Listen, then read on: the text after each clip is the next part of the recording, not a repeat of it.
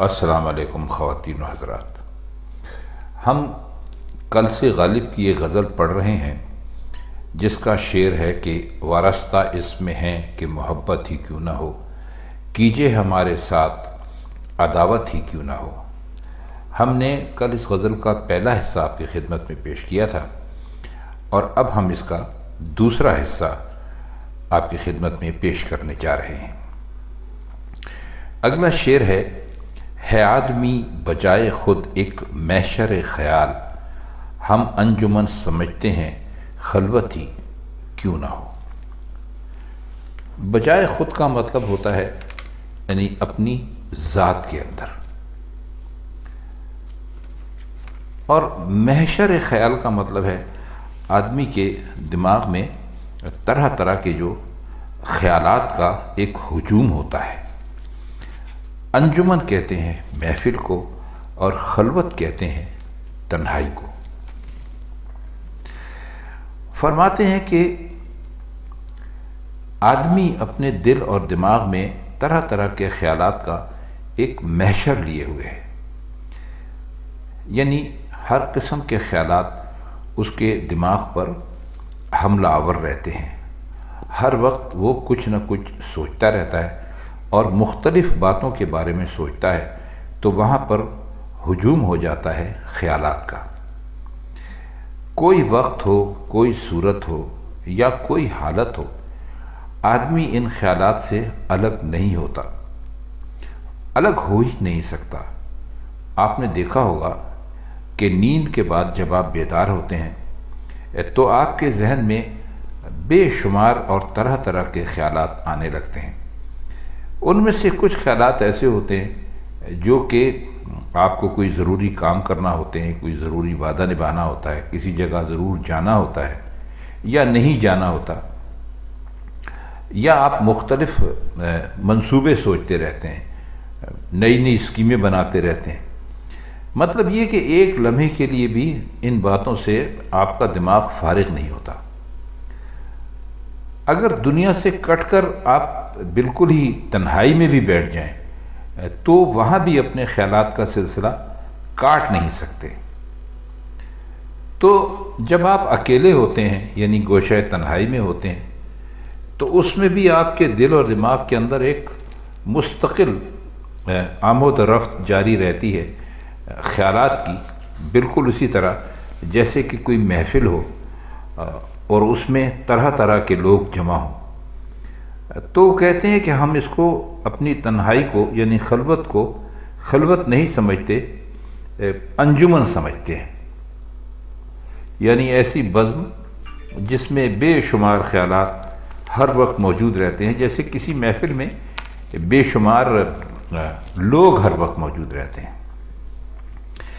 اب اس شعر کو اگر آپ ذرا روحانی نقطہ نگاہ سے دیکھیے تو یہ مطلب یہ نکل سکتا ہے کہ انسان دنیا کے لوگوں سے یا دنیا کے تعلقات سے الگ ہو جانے کے کتنے ہی دعوے کرے، اس کے لیے الگ ہونا ناممکن ہے، کیونکہ وہ دنیا والوں سے تو الگ ہو سکتا ہے عملی طور پہ، لیکن اس کے اندر دنیا کے بارے میں جو خیالات ہیں ان سے وہ کسی صورت بھی الگ نہیں ہو سکتا۔ تو یہ جو محشر خیال ہے یہ آدمی کو کبھی اکیلا نہیں ہونے دیتا۔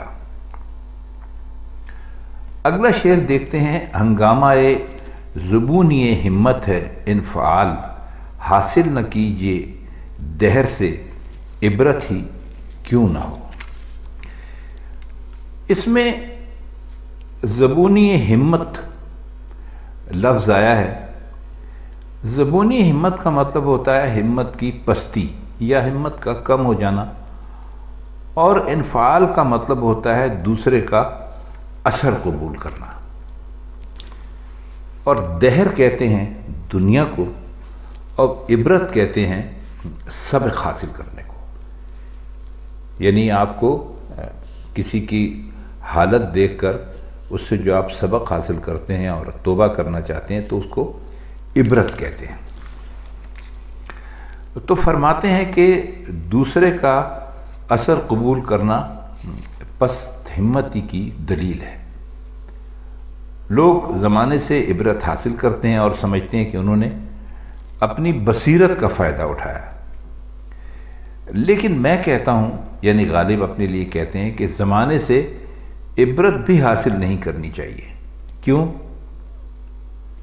کیونکہ یہ بھی دوسرے کا اثر قبول کر لیتا ہے، اور اثر قبول کرنا پستی ہمت کا باعث ہے۔ تو پھر کون سی وجہ ہے کہ انسان اپنے عزم و ہمت کے لیے ذلت اور رسوائی کا سامان فراہم کرے؟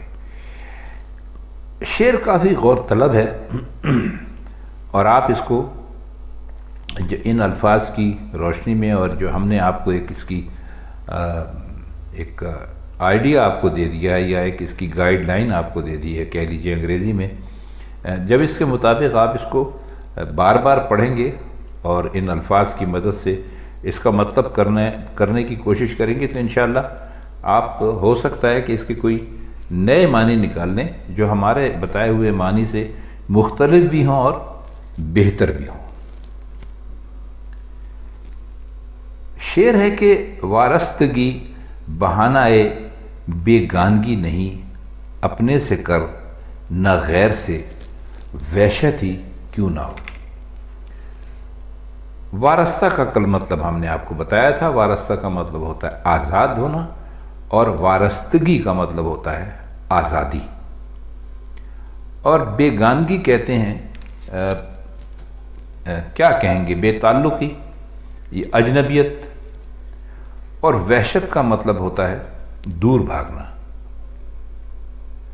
وحشی انسان ایسے آدمی کو کہتے ہیں نا کہ جو عام آدمیوں کی صحبت قابل نہ ہو، تو اس کو کہتے ہیں کہ یہ وحشی ہے۔ تو وہیں سے انہوں نے یہ لفظ استعمال کیا، وحشت یعنی دور بھاگنا۔ تو اصل میں یہ شعر ان لوگوں کے لیے انہوں نے کہا ہے جو آزادی کے دعوے کرتے ہیں۔ تو فرماتے ہیں کہ بھائی آزادی کا یہ مطلب نہیں ہے کہ اسے لوگوں سے بے تعلقی کا بہانہ بنا دیا جائے۔ بے تعلقی اپنی ذات سے پیدا کرنا چاہیے، نہ کہ غیروں سے۔ وحشت اور بیگانگی اپنی ہی ذات سے لازم ہے، دوسروں سے نہیں۔ مزید مطلب یہ ہے کہ بعض لوگ گرد و پیش سے الگ ہو کر سمجھتے ہیں کہ ہم آزاد ہیں اور بالکل آزادی سے چل سکتے ہیں، آزادی سے جی سکتے ہیں۔ تو وہ کہتے ہیں کہ آزادی یہ نہیں، یہ تو اپنی ذات کی خاص پاسداری اور دوسروں سے علیحدگی ہے۔ سچی آزادی یہ ہے کہ دوسروں کے ساتھ رہ کر ان کی زیادہ سے زیادہ خدمت انجام دی جائے، ان کے دکھ بٹائے جائیں، ان کی ہر ممکن مدد کی جائے، لیکن یہ اسی صورت میں ممکن ہے کہ اپنی ذات کو مٹایا جائے اور اپنی ذات کو سب سے پیچھے رکھا جائے۔ یہی یعنی اصل آزادی ہے۔ اس وقت ہمیں علامہ اقبال کا ایک شعر اسی موضوع پر یاد آ رہا ہے کہ خدا کے بندے تو ہیں ہزاروں، بنوں میں پھرتے ہیں مارے مارے، میں اس کا بندہ بنوں گا جس کو خدا کے بندوں سے پیار ہوگا۔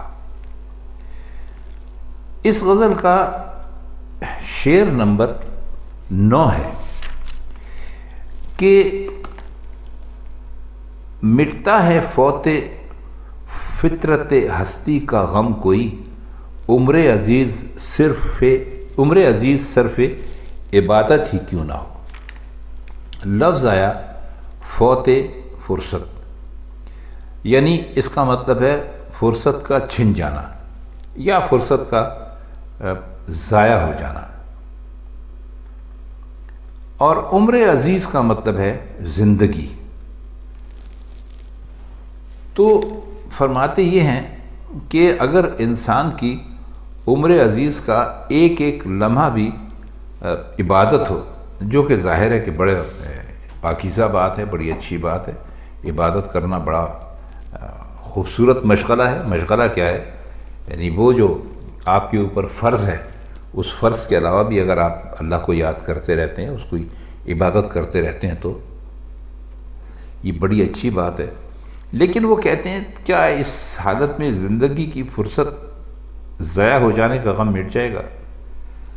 مطلب یہ ہے کہ اللہ تعالیٰ نے اس دنیا میں زندگی بسر کرنے کے لیے جو مہلت دی ہے وہ اتنی قیمتی ہے کہ انسان ایک ایک لمحہ خدا کی عبادت میں بھی گزار دے تو احساس یہی ہوتا ہے کہ اس فرصت سے پورا فائدہ نہیں اٹھایا۔ اب یہاں لفظ عبادت حقیقی نہیں، یوں سمجھ لیجیے کہ رواجی معنوں میں استعمال ہوا ہے۔ حقیقی عبادت کا تو دائرہ نہایت وسیع اور انسان کے لیے بے حد فائدے کا ہے، اور غالباً مرزا غالب بھی یہی واضح کرنا چاہتے ہیں کہ رواجی عبادت میں زندگی گزارنے کے باوجود اس کا حق ادا نہیں ہوتا۔ مطلب یہ کہ اسے واقعی ان کاموں میں صرف کیا جائے، خرچ کیا جائے اس عمر عزیز کو جو اللہ تعالیٰ نے ہر انسان کے ذمے لگا دی ہیں، اور انہی کاموں کی درست طریقے سے کو سر انجام دینا۔ انہوں نے کہا کہ یہ اصل میں عبادت یہی ہے۔ اگر ایسا نہ ہو تو ظاہر ہے کہ زندگی کی عارضی مہلت ضائع ہوئی اور اس کا غم باقی رہ گیا۔